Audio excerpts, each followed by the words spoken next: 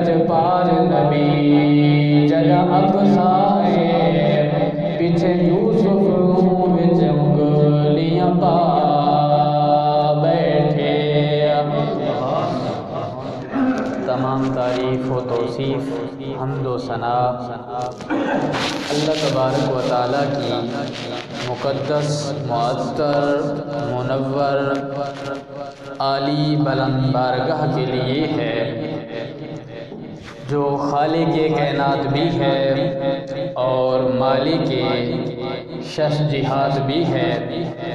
अल्लाह जल्ला वाला के हम्द के बाद नबी रहमत अहमद मुज्तबा जनाब मोहम्मद मुस्तफ़ा सल्लल्लाहु अलैहि वालिही व अस्हाबिही व बारका व सल्लमा तस्लीमन कसीरन कसीरा दी मुक़द्दस ज़ात बाबरकात पे दरूद व सलाम अर्ज़ करने के बाद दुआ है खालिक़े कायनात हम सब की हाज़िरी को अपनी आली और बुलंद बारगाह के अंदर शर्फ़ कबूलियत अता फरमाए।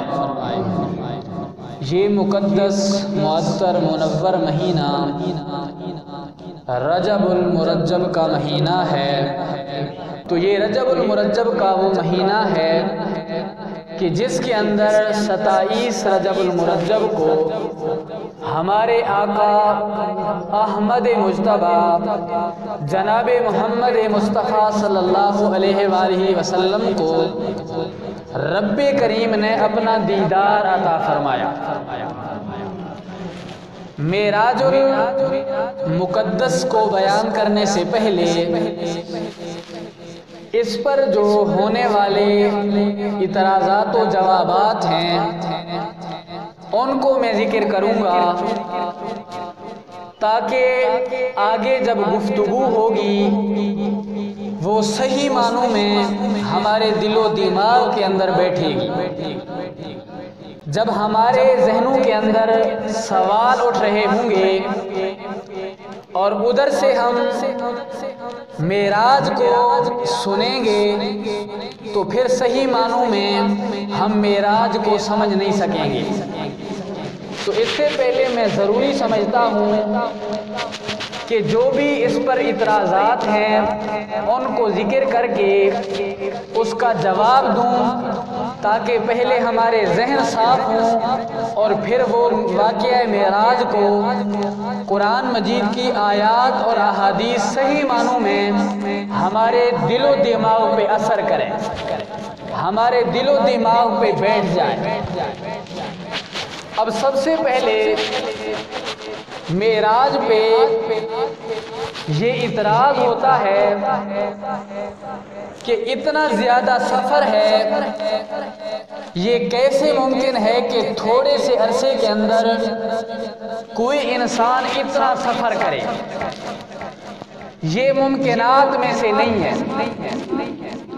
एक आदमी को थोड़े से अरसे के अंदर सातों ज़मीन व आसमान सबको क्रॉस करके वो जाए और फिर वो दीदारे बारी ताला भी करे और फिर वो वापस भी आए, लेकिन वक्त को थोड़ा बताए तो इसको अकल तस्लीम नहीं करता। ये पहला इतराज़। अब इसके बहुत सारे जवाबात हैं। पहला तो इसका जवाब ये है कि हम अंबिया से इसका जवाब पूछते हैं कि अंबिया का रफ्तार कितना होता है। खुद अल्लाह का नबी बताए कि दूसरे नबी का या दीगर अंबिया का जो रफ्तार है, जो उनकी रिफ़ात है, जो मकाम की बुलंदी है, वो क्या है, उसके लिए क्या मिक़दार, क्या लिमिट है। तो आइए पूछते हैं, प्यारे महबूब सल्लल्लाहु अलैहि वसल्लम उसी रात जब मेराज के लिए तशरीफ़ लेके जा रहे थे तो प्यारे महबूब सल्लल्लाहु अलैहि वसल्लम ने फरमाया, जनाबे सैयदुना मूसा कलीम अलैहिस्सलातु वस्सलाम की बारगाह से आपकी कब्र शरीफ के पास से गुजरा तो फरमाया वहुवा काइमुन युसल्ली, आप खड़े होकर नमाज अदा कर रहे थे।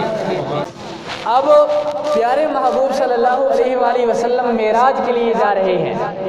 हज़रत मूसा अलैहिस्सलातु वस्सलाम अपनी कब्र अनवर के अंदर नमाज या हुजूर की ज़ात बाबरकात पे दरूद व सलाम पढ़ रहे हैं।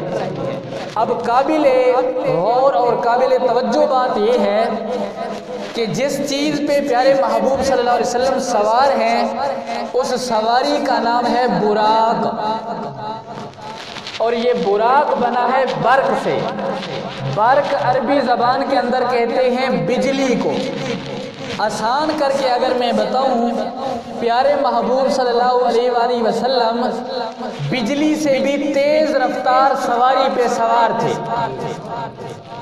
प्यारे महबूब सल्लल्लाहु अलैहि वसल्लम जब मेराज के लिए हज़रत उम्मे हानी के घर से तशरीफ़ लेके जा रहे थे तो जिस सवारी पे करीम महबूब सल्लल्लाहु अलैहि वसल्लम जलवा अफरोज़ थे वो सवारी बिजली से भी कहीं ज़्यादा तेज़ थी। जब हज़रत अहमद मुज्तबा जनाब मोहम्मद मुस्तफ़ा सल्लल्लाहु अलैहि वसल्लम मस्जिद अक्सा के अंदर पहुँचे तो उस वक़्त हज़रत मूसा पहले से पहुँचे हुए थे। अब यहाँ सवाल पैदा होता है कि प्यारे महबूब सल्लल्लाहु अलैहि वसल्लम का मकाम ज़्यादा है, प्यारे महबूब का मर्तबा ज़्यादा है, लेकिन बात ये समझ नहीं आती कि जब प्यारे महबूब सल्लल्लाहु अलैहि वसल्लम गुज़र रहे थे तो हज़रत मूसा अलैहिस्सलातु वस्सलाम नमाज पढ़ रहे थे। आपने नमाज भी पढ़ ली और फिर इतना सफ़र भी तय कर लिया। प्यारे महबूब सल्लल्लाहु अलैहि वसल्लम बिजली से भी ज़्यादा तेज़ रफ्तार सवारी पे सवार हैं। प्यारे महबूब के पहुंचने से पहले हज़रत मूसा पहले पहुंच रहे हैं तो ये बात अकल के अंदर नहीं आती, अकल इस बात को तस्लीम नहीं करता। तो इसका जवाब ये है कि प्यारे महबूब सल्लल्लाहु अलैहि वसल्लम सवारी पे जा रहे थे।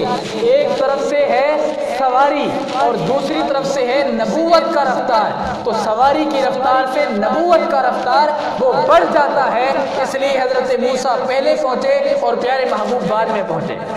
और जो बात मैं आपको बताने जा रहा हूँ वो ये है कि हज़रत मूसा अलैहिस्सलातु वस्सलाम प्यारे महबूब सल्लल्लाहु अलैहि वसल्लम से पहले पहुँचे।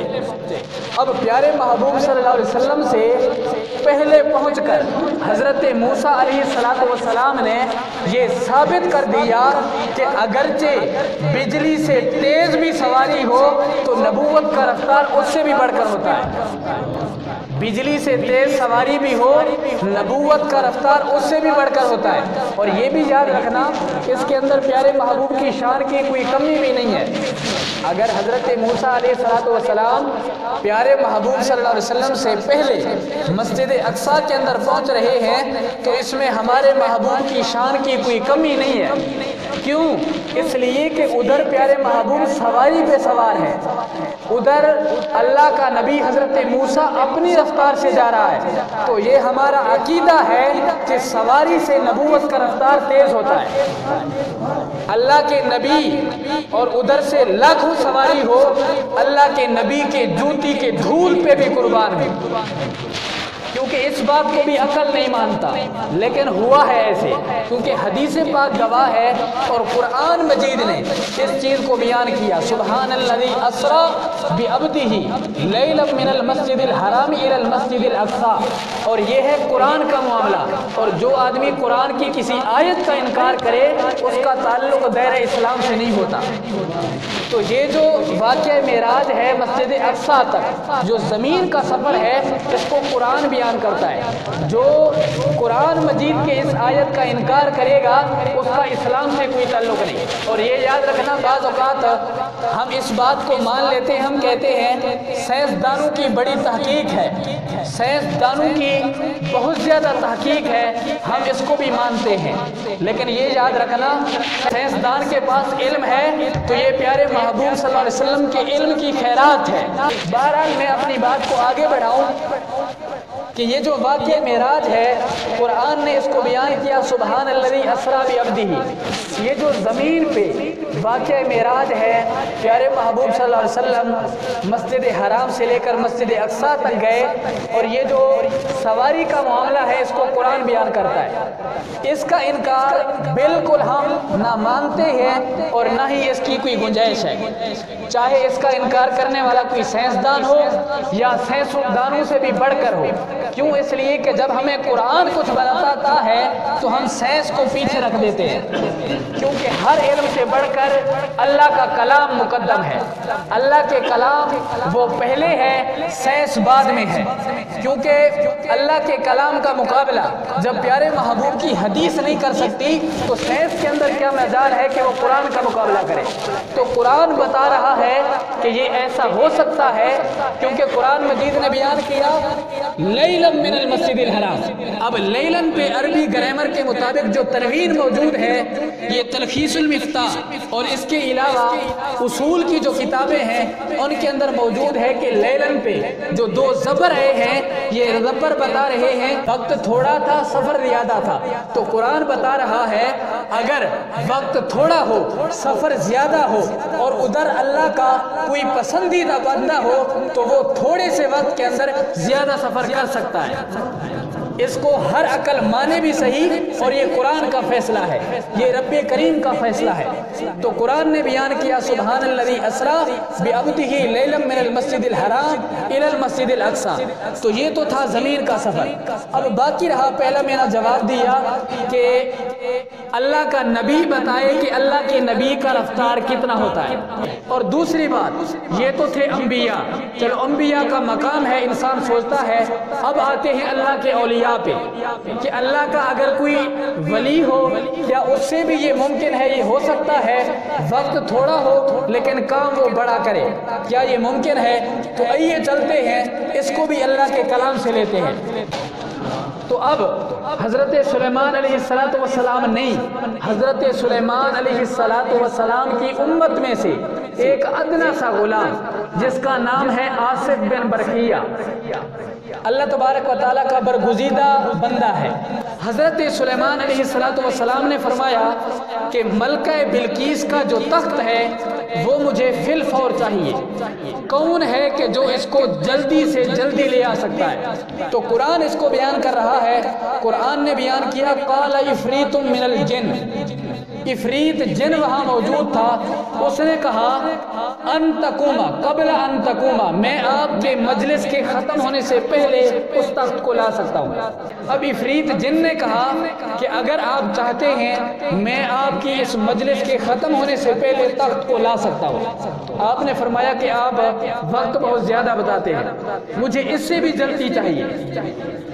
اب وہاں اللہ کا نبی، اللہ کے ولی حضرت آصف بن برقیہ یہ موجود تھے، انہوں نے فرمایا کہ اگر مجھے اجازت ہو تو فرمایا کہ قبل ان یرتد الیک طرفہ، آنکھ کے جھپکنے سے پہلے میں لا سکتا ہوں۔ اب آنکھ کا جھپکنا یہ ہوتا ہے کہ آنکھ کو انسان بند کر کے جب کھولتا ہے تو اس کو کہتے ہیں آنکھ کا جھپکنا۔ اب آصف بن برقیہ نے کیا جواب دیا؟ آنکھ کے جھپکنے سے پہلے میں اس کو لا سکتا ہوں۔ اب صرف انہوں نے دعویٰ نہیں کیا، بلکہ جب حضرت سلیمان علیہ السلام نے فرمایا کہ کون اس کو جلدی لا سکتا ہے تو حضرت آصف بن برقیہ نے فرمایا قبل ان یرتد الیک طرفک، یہ ہے واقعہ لیکن ہے قرآن کا، لیکن ہے کون؟ حضرت آصف بن برقیہ نبی نہیں بلکہ اللہ کے نبی کا غلام ہے۔ تو اگر میں آسان کر کے بتاؤں، پیارے محبوب صلی اللہ علیہ وسلم نہیں، پیارے محبوب صلی اللہ علیہ وسلم کے بعد حضرت سلیمان علیہ السلام ہیں، سلیمان علیہ السلام خود بھی نہیں، سلیمان علیہ السلام کا ایک غلام ہے۔